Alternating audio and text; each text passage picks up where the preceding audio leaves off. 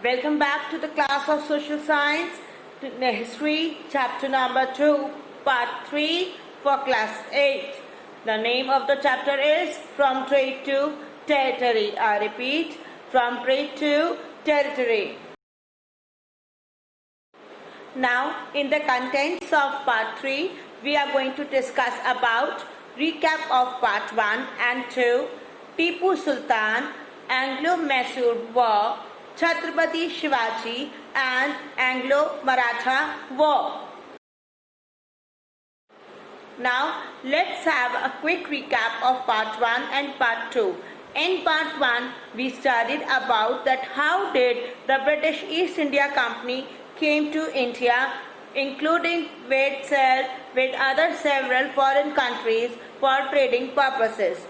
They all began to visit India from the invasion or from the visiting or after the visiting of Vasco da Gama. Vasco da Gama, who was a Portuguese sailor, and as they came to India and invaded India, after that all the people of rest of the world started coming to India for the trading purposes. They firstly came to the India for trading purposes, but later on, after finding the weak procedure, the weak administration of Indian rulers, they tried to occupy the places, and finally British East India Company occupied it.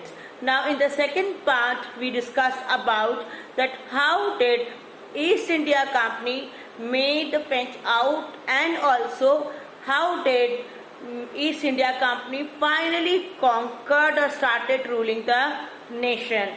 They all started ruling the nation with the annexation of Bengal by fighting two important battles, that were the Battle of Plassey and Battle of Buxar. Battle of Plassey, which was fought between Siraj-ud-Dowla, the Nawab of Bengal, and East Indian Army under the leadership of Robert Clive. Now, in the second, it was the Battle of Buxar. Battle of Buxar was fought between Mir Qasim, Kinde Nawab of Bengal, and also the Shah Alam II, who was the Mughal Emperor, and Shuja-ud-Dowla, the Nawab of Awadh or Oudh. Now, Nawab of Awadh, that is Shuja-ud-Dowla, Nawab of Bengal, Mir Qasim, and the Mughal Emperor Shah Alam II, they all three form a group fighting troop and army, joint army, to fight against the East Indian Company. But finally in the Battle of Buxar, they all got defeated, and in that Mir Qasim secretly escaped from the battlefields, but Shah Alam and Shuja-ud-Dowla, they both surrendered themselves under the company, in front of the company. After that, this war ended with the Treaty of Allahabad, which was separately done with Shah Alam and Shuja-ud-Dowla. Now this was actually the recap of Part 1 and 2. Now in Part 3, we will discuss about Tipu Sultan and Chhatrapati Shivaji. Now we are going to discuss about the great ruler of Mysore, was said to be Tipu Sultan. Tipu Sultan, who was a great warrior, a great administrative ruler, who was a very polite ruler too, and who used to take care of his kingdom very nicely like his own family. He never wanted that any other person from outsider of the country or any other region should dominate any particular citizen of its own kingdom, of its own empire. He was highly possessive about his ruling kingdom. One thing most important about Tipu Sultan was said that Tipu Sultan was so brave that, at the time when he was being killed by the troops of East Indian Company, suddenly attack came, they rose on the fort of Tipu Sultan. At that time, it was being said that Tipu Sultan fought so bravely that when he expired, when he got dead by the attacks of the British Army soldiers, at least for 1 to 2 hours it had happened that his body was lying on the floor, and no one was having the we can say the courage, for touching his body. Why? The soldiers are not having the courage to touch his body. The East Indian soldiers. Why? Because they thought that he is just pretending to be a dead person, and suddenly he will wake up and he will kill the army people after realizing for 1 or 2 hours no that finally he is dead. Then after that they all finally believe that Tipu Sultan is being killed in this battle. Tipu Sultan, who was born on 20th November 1750 and died on the 4th May 1799. He was also known as the Tiger of Masoor, was a ruler of Kingdom of Masoor from 1782 to 1799. It means around 17 years he ruled the Kingdom of Masoor. He was a great scholar, a soldier and poet. Tipu was the eldest son of Sultan Hyder Ali of Mysore and his wife Fatima Fakhr-un-Nisa. Tipu Sultan was born in a Muslim family. His ancestors are said to by different sources from Persia, Afghanistan, Arabia, Farina. In present day it is called Uzbekistan. Okay, I repeat, Uzbekistan. Now, Tipu Sultan was said to be one thing very important, that he is said to be the Tiger of Masoor. And why he is said to be the Tiger of Masoor? Because of his courage, his bravery, his warfare skills, the way he fight with the enemies, the strategies that he make that make him very different from other rulers. And usually most of the rulers in India at that time were very afraid of Tipu Sultan and they really respected him too. Now he was a great scholar too. He was very highly interested in the education. Okay, he was a great soldier and a great poet. He used to write several poems related on his kingdom. He used to write poems on especially on his mom too. Now he was the eldest son of Sultan Hyder Ali of Mysore and his wife Fatima Fakhr-un-Nisa. So the name of Tipu Sultan parents were Sultan Hyder Ali, who was his father, and Fatima Fakhr-un-Nisa, who was his mom. Now Tipu Sultan was born in a Muslim family. His ancestors, it means great grandfathers and the grandfather's family, they all belong from the several parts of the eastern countries. Okay, Persia, Afghanistan, Arabia, Farina. In present it is called to be Uzbekistan. I repeat, Uzbekistan. Now, continuing with the Tipu Sultan introduction, Tipu Sultan was prominently called as Sht Masoor, that is Tiger of Masoor. That is understood. But apart from this title, he was also being given some special titles, that was Sht Hind and Sht Mashriq. Sht Hind means Tiger of the East. Sht Mashriq over here means Tiger of the East. He opposed British ruler in South India and he played a major role in keeping the British forces away.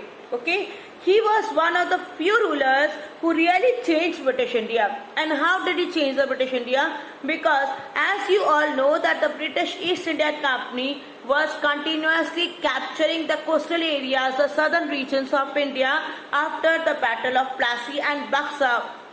But when Tipu Sultan came as a ruler in between them, he really fought it so bravely that East Indian Company had to change so many policies for them. Okay, the strategies they have to change.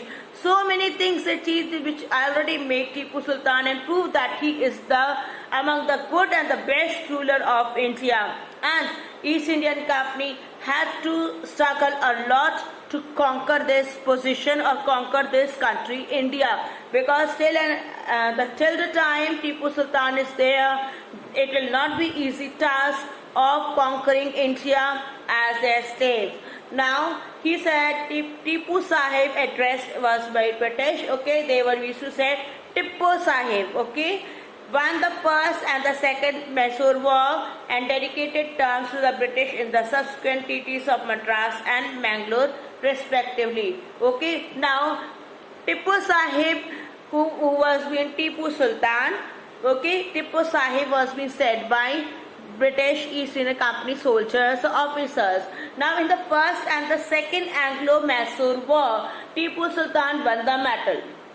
Now there was some treaties which was been done in between the Tipu Sultan army and the East Indian Company. Over there the treaties came into form of treaties of Madras and treaties of Mangalore respectively. So what were the two treaties that were being signed between Tipu Sultan and East Indian Company after the First and the Second Anglo-Massoud War? That was the Treaty of Madras and Treaty of Mangalore. Continued with Tipu Sultan, Tipu introduced several new laws including the new coinage, a new lunisolar calendar and a new land revenue system. He started the growth of a silk industry in Mysore. Tipu inherited a large kingdom bordered by Krishna River in the south and Eastern Ghats in the east and Arabian Sea in the west. At the request of the French, he built the church, the first in Mysore. With French help, Tipu Sultan fought against the British to keep the Mysore independence. Now, instead, he was a great ruler, he was a great administrator also. Apart from all these things, he was a great scholar, he was a great poet. Now, in having so many qualities inside of one particular person, he also introduced several different laws which are really very good. Okay, he introduced a new lunisolar calendar. He also introduced a new land revenue system. Okay, he started for the trade work also, where he just motivated and influenced the trade industry to grow in Mysore. Now here Tipu Sultan conquered so many various regions, okay, especially attached to the Krishna River in the south, Eastern Ghat in the east and Arabian Sea in the west. At the request of the French, now Tipu Sultan also made French people as his friend, and they really were friend of Tipu Sultan. Now here what they did for the French people, on the request of the French people, Tipu Sultan firstly made a church in Mysore, the first church in India that was made by a Hindu ruler, that was a church of Mysore which was made by Tipu Sultan. Now here Tipu Sultan also took the help of the French army to make the Britishers out of his kingdom. Now let's have a quick timeline of Anglo-Massoud War. Anglo means related to the East India Company, the British East India Company. The first war was been attacked in the between of 1767 to 1769. It was previously Hyder and Marathas, they were being friends. Nizam back officer helping English. Okay. After that, Hyder Ali defeats English in the first war of Anglo-Massoud War that was being done in the 67 to 69. This war ended with the Treaty of Madras. In the Treaty of Madras, the Marathas attacked Mysore in 1970. Brits did not honor the treaty. Brits, who was at that time the Army General of East India Company, he did not follow the policies which were signed by the East Indian Company in the Treaty of Madras. Now that is why another big war rose up in future. Hyder once again attacks the English people. The two new heroes came into existence during this war. One was the Tipu Sultan and another was Sir Arekote. Arekote was actually a general, a British general. Now here the famous siege of Arcot went, and this war was ended in a draw. Second war was ended in a draw. The Second Masour War started from 1780 and ended in 1784.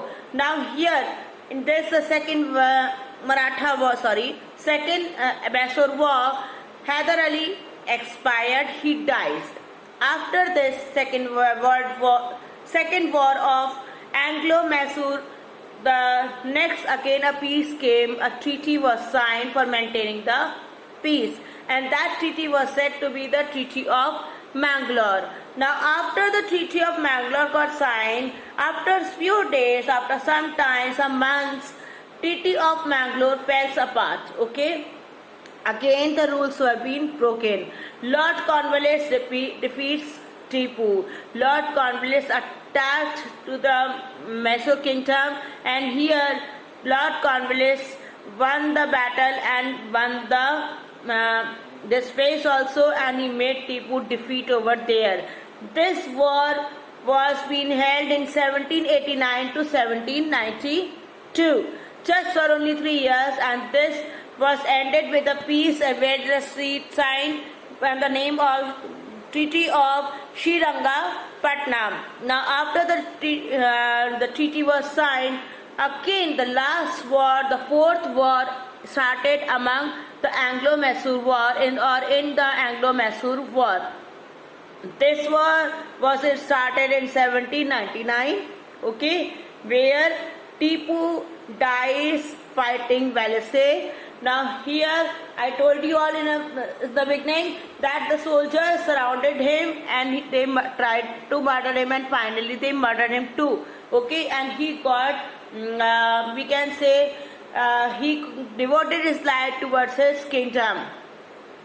Now here Tipu dies while fighting to the Valisay. Now this war actually been started in 1799.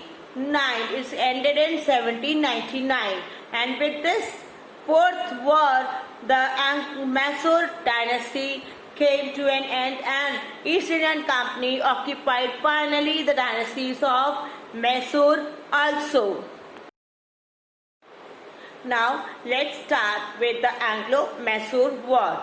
See in this map the Anglo-Massoud War. The green structure that you are able to see here is the Masoor region, which was being covered by the Masoor, the Tipu Sultan kingdom. Now this here the red line, these were being just being conquered by the East Indian Company, the British East Indian Company, the Northern Sankras. Over here these are, and this blue line, these were just ruled up by the Nizam territories. Now the First Anglo-Masour War. The First Anglo-Masour War, which started in 1767 and ended in 1769.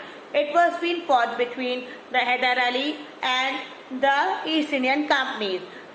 So Hyder Ali enjoyed some measures of success against the British, and also by almost capturing most of the Madras part. The British convinced to end up this war by Nizam, convinced the Nizam of Hyderabad to attack the Hyder Ali. Now Hyder Ali was from the Masoor kingdom, and what the East Indian Company did, the East Indian Company over how they manipulated and just impressed the Nizam of Hyderabad to fight against Hyder Ali. There was a temporary, however, Nizam signed a new treaty with the British in February 1768. Hyder did not content with the British Bombay army attacking on the west and Madras army attacking on the northeast. However, the attack towards Madras resulted in the Madras government suing for a peace, and that resulted the Treaty of Madras. Now here what happens, students, see. Here the East Indian Company was really very powerful, and also they took some advantages of or some helping hand given by the Nizam of Hyderabad. East India Company increased its power. Now in this increasing their power, what happened? That when Hyder Ali went for the first Anglo-Masoud War was held, doesn't influence so much for Hyder Ali to fight with them.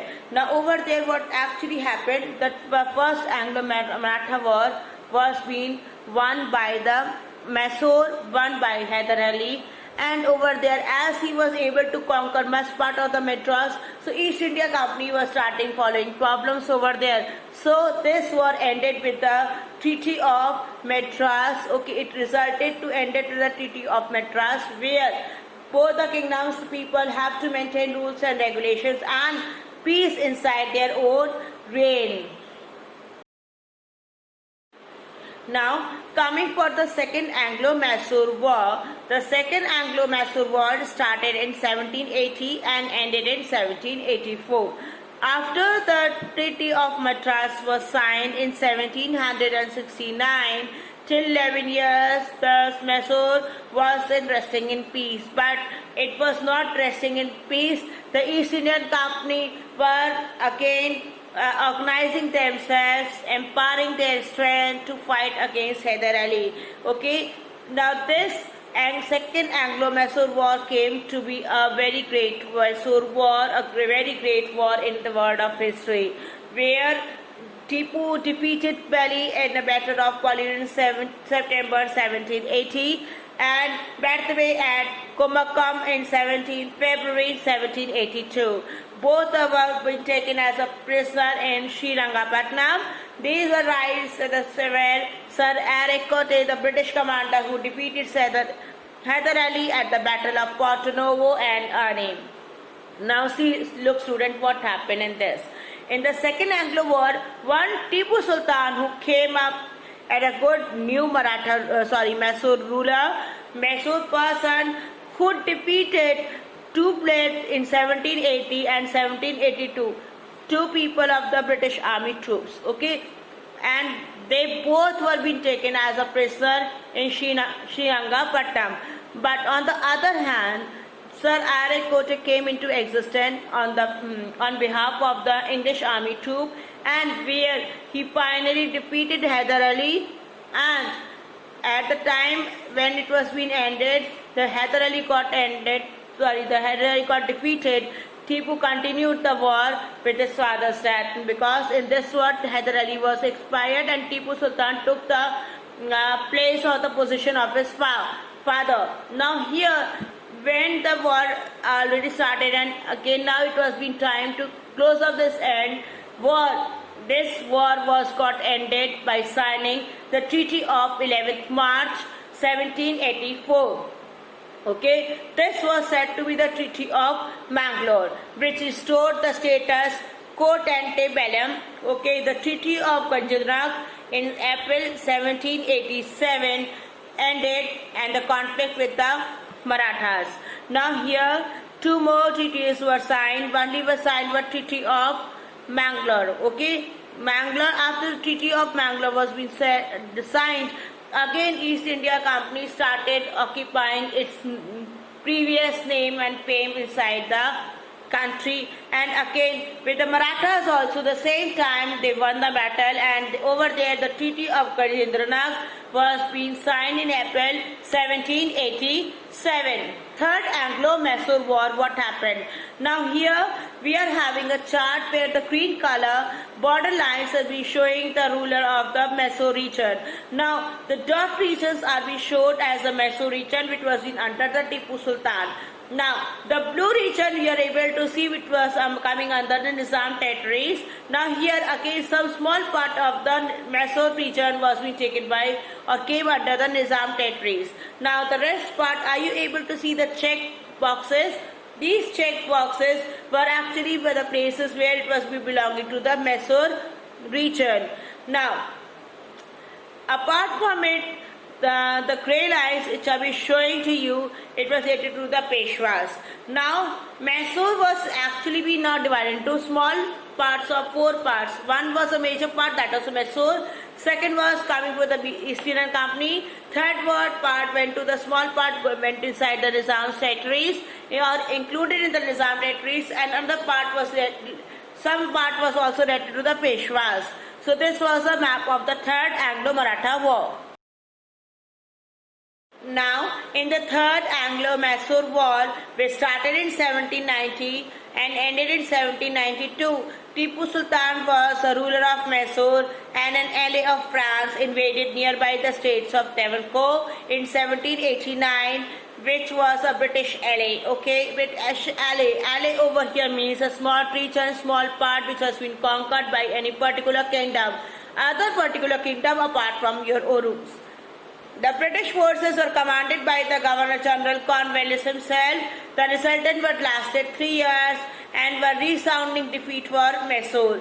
Now see, in 1789 when Tipu Sultan again tried to conquer the East India Company and they had the war over there again under the leadership of Lord Cornwallis, the East India Company tried to capture or tried to win the battle, and finally they found the battle and they won the battle, and this Third Anglo-Masour War was ended after the 1792 siege of Srirangapatnam and the signing of the Treaty of Srirangapatnam. Now, in the signing of Srirangapatnam, it was according to which Tipu had to surrender half of his kingdom to British East India Company and its allies. Okay, now what does it mean? It means that in the Treaty of Srirangapatnam it was been clearly said that if you want to end up this war, for ending this war is only one reason, and what you have to do is sign an agreement. Now in the sign of agreement it was being said that I want, or the East India Company wanted from Tipu Sultan that they have to, or he have to sign give up his half of his kingdom under the leadership of British East India Company, and where he is going to follow whatever the people or the East India Company officers are going to order him, and he has to follow all those orders over there. Now, in the Fourth Anglo-Masour War, students, see, as you know that in the Treaty of Srirangapatnam it was being said that the Tipu Sultan had to give up his half of his kingdom. So in this Fourth Masour War map, look concentrately that the Mysore region of the green line became a very shorter one, which was under the Mysore kingdom, okay, under the kingship of Tipu Sultan. The blue region occurs over here and increased, and as the Nizam conquered the few territories over here. Now in the East India Company also tried to conquer most part of the Mysore regions, and only very less part was also related to the Peshwas of other region who conquered the Mysore. Now this was a map of Anglo-Massoud War part 4. Now, in the Fourth Anglo-Masour War, which started in 1798 to 99, is said to be the final Mysore War fighted with the East Indian Company, which resulted with the death of Tipu Sultan and further reduction of the Masourian territory. Now here finally after the Anglo-Masour War, the Fourth Anglo-Masour War, the Mysore territory got ended as the ruler Tipu Sultan got expired or was being dead or killed in this Mysore War. Now here Mysore alliances with the French were seen as a treat of East India Company, and Mysore was attacked from all four sides. Tipu's armies were outnumbered 4:1 in this war. Mysore had only 35,000 soldiers, whereas the British commanded they had the 65,000 troops. The Nizam of Hyderabad and the Marathas launched an invasion from the north. The British won a decisive victory in the siege of Srirangapatnam in 1799. Tipu was also killed while defending his city, and most of the remaining Masourian territory was being annexed, was being taken away by British. Now here, the Nizam and the Marathas, they all remain the same. The remaining core around the Mysore and Srirangapatnam was restored, and it became a princely states, okay, princely belonging to the Vodiyar dynasty, whose forefather had been the actual rulers before Hyder Ali became to the facto ruler. Okay, the Vodiyars ruled for the remnant state of Mysore until 1947, while it joined the Union of India. Now here, listen to me very concentrately. In the Fourth Masour War, Tipu Sultan got died. Hyder Ali was already died, Tipu Sultan also died. Now here after that, a new ancestors came into existence that was said to be Vodiyar dynasty. The Vodiyar dynasty made it a culture the areas of the Mysore region, of the Tipu Sultan region, and actually he came and overcome. He was said to be among the friend circle of Hyder Ali, who was actually more equivalent or more equal to Hyder Ali. And when he came and he started invading Mysore, and slowly and steadily he won the battle and he won the war with the East India Company and took the kingship of the Mysore in 1947, as it also got reunited with the Union of India. Next, we are going to discuss about the life of Shivaji Maharaj. You all know about Shivaji Maharaj. He was said to be the founder of Maratha Empire. The Maratha Empire, which was a very wide empire of the Maharashtrian regions, okay? And he was among the great rulers of the Maratha Empire. Now, let me introduce you all Chhatrapati Shivaji. Chhatrapati Shivaji is said to be the founder of Maratha dynasty, a warrior king of Maharashtra. He had 8 wives in total. Chhatrapati Shivaji was born to the Shivneri Fort in Maharashtra to Jijabai and Shaji Bhosle on 19 February 1630. So when was Shivaji Maharaj was born? He was born on 19 February 1630, and at the age of 15 he conquered the Torna Fort. The Chakkan Fort and the Kodana Fort were taken by bribing of Adil Shahi governor. Now, what actually he did? At the age of 15, he conquered the Torna Fort. Now, after that, the Chakkan Fort and the Kodana Fort were also being taken, okay, by bribing. Bribing means giving something, in favor of, influencing any person with flattery, with buttering type of techniques. The people used to do that. Okay, we will do this, give it to you, whatever you want, please do this favor of us. So this is bribing he did by the Adil Shahi governor. Now Shivaji killed her tiger claws. He became the biggest enemy of Emperor Aurangzeb. Yes. Now here Shivaji Maharaj was said to be the biggest enemy of the Mughal Emperor Aurangzeb, and they really had several types of wars they can have. You know what, students, it had happened that one time the people, Aurangzeb kingship, when they came to know about Shivaji Maharaj, Aurangzeb invited Shivaji in his court. Now, after inviting in his court, Aurangzeb gave him an offer that to sit in his court on a reputed position doesn't matter, but what else you have to do in that favor, that you have to give up some part of your Maratha regions. Over there you can also enjoy the kingship and we can also enjoy the kingship over there. But Shivaji Maharaj denied it, and finally after some time Shivaji Maharaj gave up the title of Tiger Claws, and he also became the biggest enemy of the Mughal Empire Aurangzeb.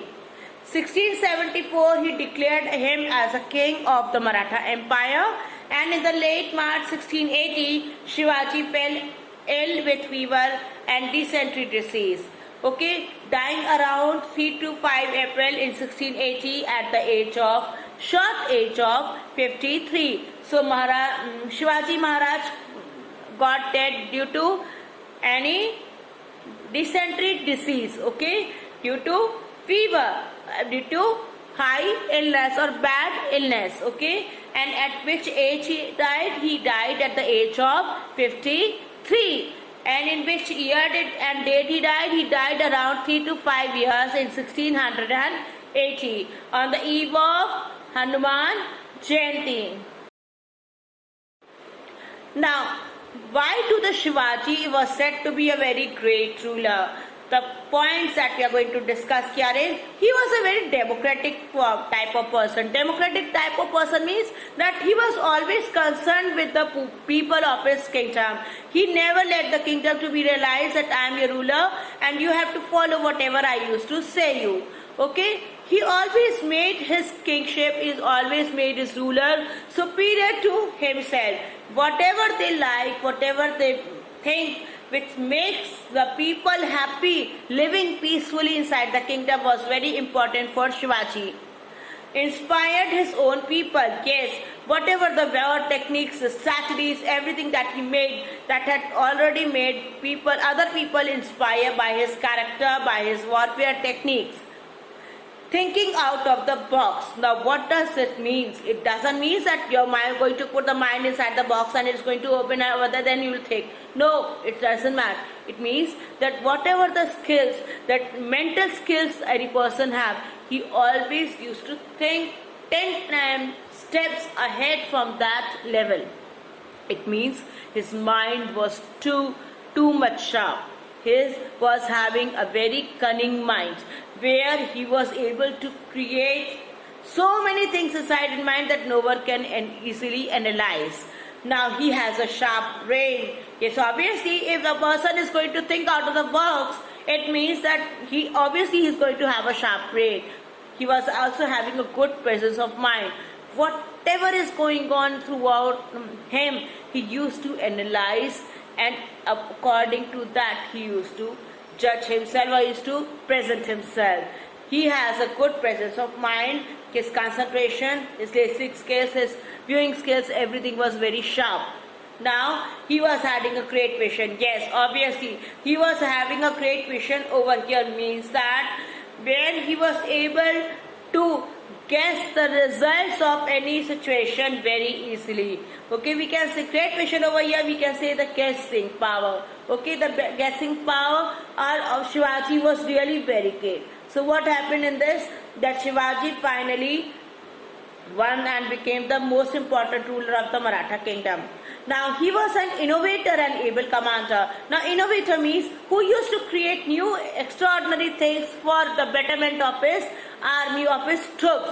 So he was said to be a very good innovator, and also he was said to be a very good commander. So he know how to manage or how to make the rules and how to imply those rules to the rest part of the kingdom, where every person is going to follow without any cause, without any problem. Next was for administration or no discrimination. Now see, what does it mean? It means that Shivaji used to follow the technique of very fair administration. Administration means the people or the group of people who used to govern the nation. Now here in this, he always used to be in the favor of a fair administration and no discrimination. No discrimination means that no person is rich or low in front of him. Every person is equal, as right now living in a democratic type of government. It is no discrimination here, that the people are not allowed to have any sort of doing any sort of discrimination with others. It is an illegal point. Okay, illegal factor of getting punishment. Same like here, Shivaji also followed the policies of no discrimination. Now in this Anglo-Maratha Wars, let's discuss this chart where I am going to present you all that how did and when did the three Anglo-Maratha Wars held inside India, and which were the rulers who were involved in this fight, and what was the result of this fight. The first Anglo-Maratha War was fought in between 1775 to 1782. It was a fight which was fought between among the British and the Marathas, where the British was being supported by Raghunath Rao, and Marathas all Marathas were under the leadership of Nan Pandavas, where it got ended with the result with the Treaty of Salbai, and where both the parties agreed to help each other. But again, in Second Anglo War, what happened, which was held in 1803, British and Marathas again came up with the rivalry forces. Okay, Lord Wellesley and Daulat Rao Scindia and Raghuraj Bansire, they all were the rulers who held over there to the Marathas. Now, these all Treaty of Basin came an end. Okay, Treaty of Basin started and it came to an end with the Second Anglo-Maratha War, where the British got many territories of the Marathas. Previously, they only tried to help each other. But in the Second Maratha War, in the Second Anglo-Maratha War, what happened? British occupied many territories of the Maratha kingdom.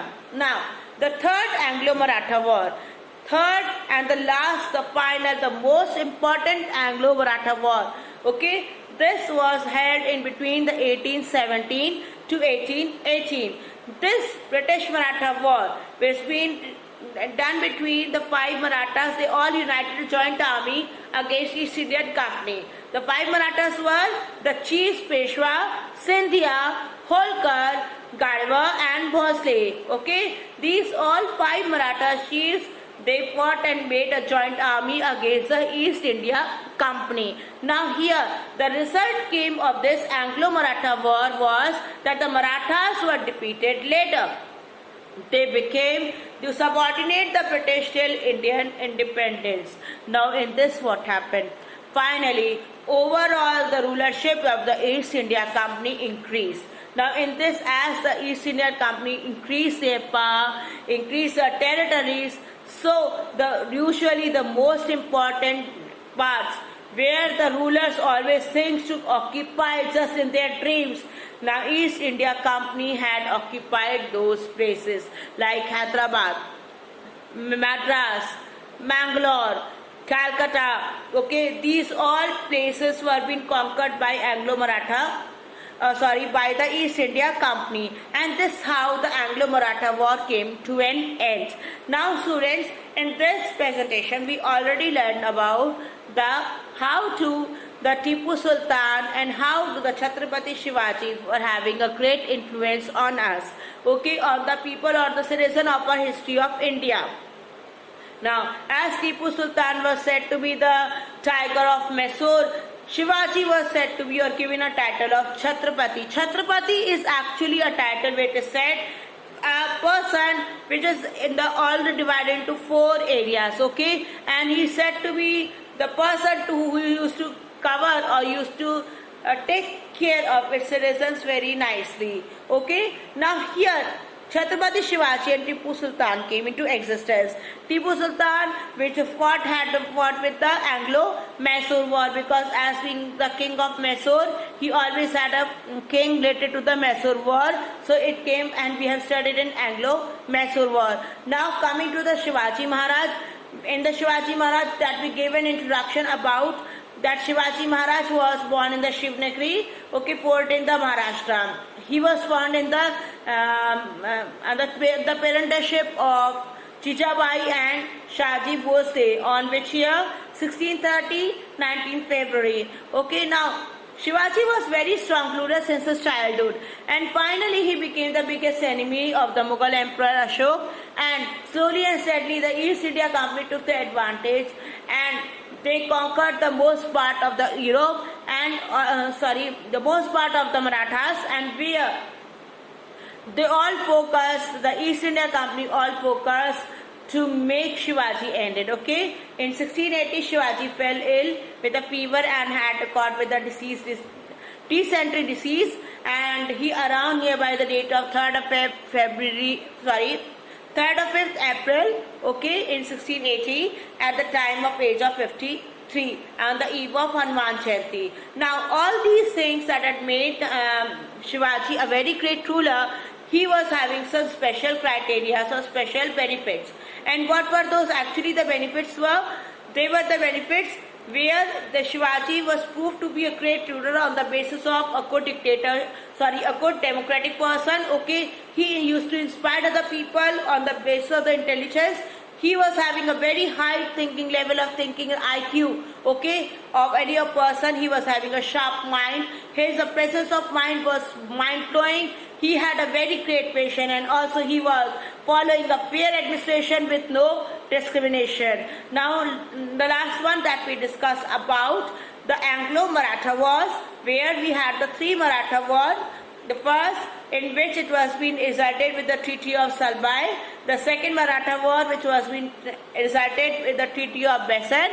And the third one, the final, the Third Anglo-Maratha War, which ended with the kingdom of the Marathas inside India, okay. The Marathas were given a very limited quantity of the area to govern, all other parts has been taken up by the East India Company. So students, this was actually the Anglo-Maratha War and Anglo-Massoud War, and I hope you all understood that how these war happened and what are the consequences and the causes of these war. So enjoy this presentation and have a great day ahead, and thank you for watching this video.